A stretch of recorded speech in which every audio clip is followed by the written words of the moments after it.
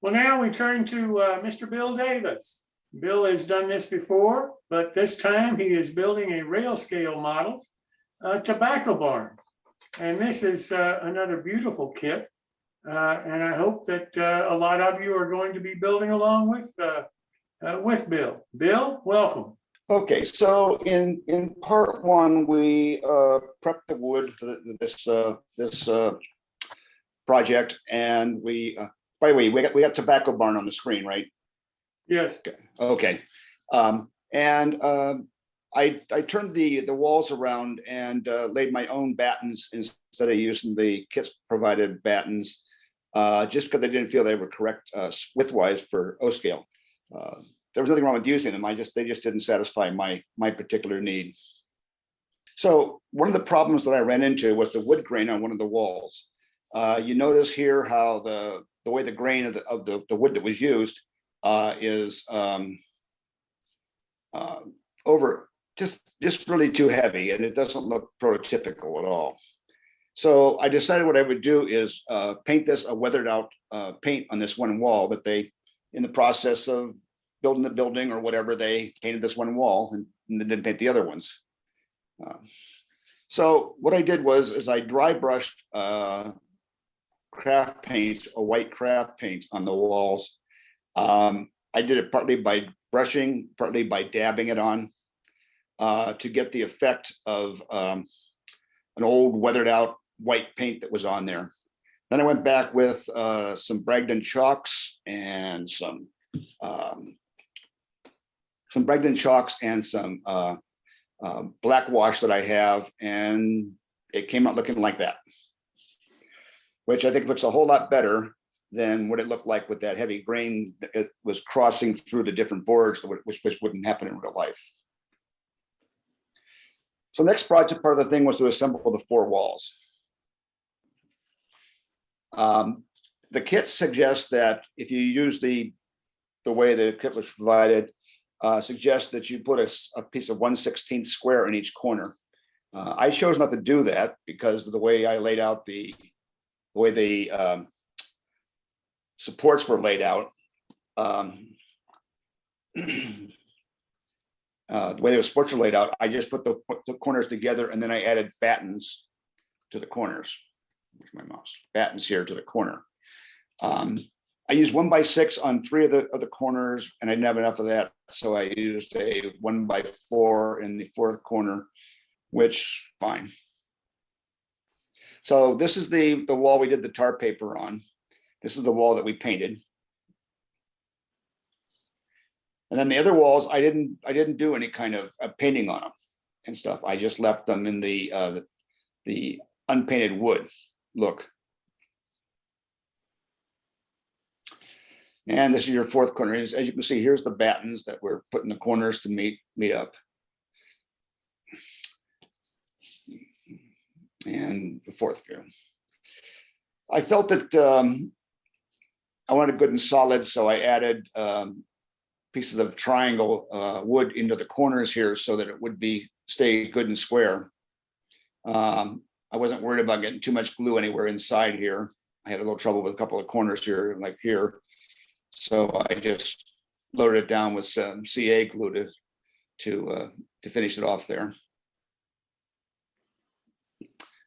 Okay, now there's a brick foundation on this building, and so I decided I was going to paint that, but I didn't want the bricks to all be one color, so I painted it all with a craft paint red, and then I went back with a black and a darker red and another red tone there. But when it came time to do the mortar lines, I used a oil paint. So you had water-based paints for this, and by using an oil paint, the oil paint didn't attack the water-based paint, and so you didn't have a problem with wiping out the details you put into it, the foundation. Doors and windows. So the kit came with the doors and windows cut out of a more like a masonite looking color laser material. So I didn't want them to be a painted door. So I needed to get that darker brown to look more like the raw wood color of the rest of the kit. So I first painted each one of those parts with Tamiya wood deck tan. Once that was done, I went back with various washes to get a weathered tone that I was after that matched the rest of the building's weathered tones. And these are the doors when they're finished. The hinges here are from Grant Line. I cut them down and put them in there. I felt it needed some kind of way to keep the doors closed. So I made this little latch across here with 0.15 thousandths wire. And I decided to put a bunch of dirt in the bottom down here that had been kicked up on it or blown up on it or whatever, at the bottom of the door. And so that pretty much just completes the door. But you notice that these wooden pieces here now that were so dark from the laser cut look really close to the rest of the wooden pieces around it. And so that was the point of starting off by taking in and putting a subcoat of Tamiya wood deck tan, and then going from there to weather it up to match the rest. Also, you can see the brickwork was, after I cleaned off all the excess oil wash there, that the mortar lines look pretty good and stuff. Okay, so not a lot tonight, but that's it so far. This is what it looks like at this point. Now, one more thing here, this little filler here on the door, on the walls. Let's see if I got it. No. Yeah, this hole here. This hole here, they had a piece of that masonite looking material there. So I added some strips behind here so that when I put it in there, it would have something to support it, because otherwise there's nothing to support it. So I'll go back into the last picture here.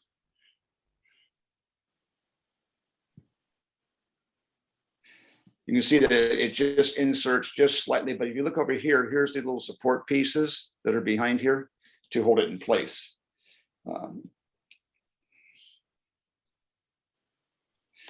So that's pretty much it. The next time we're out here, we're going to be doing the roof.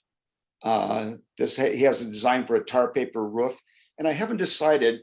In part one, I showed you some various barns in my area here, and the one in our museum has the awning around the side here. I don't know why they did it that way. They had plenty of room to put it in the front, but that's where they put it in the side. And I don't know if that would be advantageous to put it in the side there or put it on the front here. So we'll decide next week where we put the awning. But that is where we're at this point. That's it, guys. Any questions? Well, Bill, I just got a comment. I think your door looks fantastic. I mean, I'm not sure that anybody could ever get a better looking door. How the weathering that you did and starting with the gray, I think that's just beautiful. Thank you. Thank you. All right, so we'll look forward to seeing you next time. Thank you so very much. All right.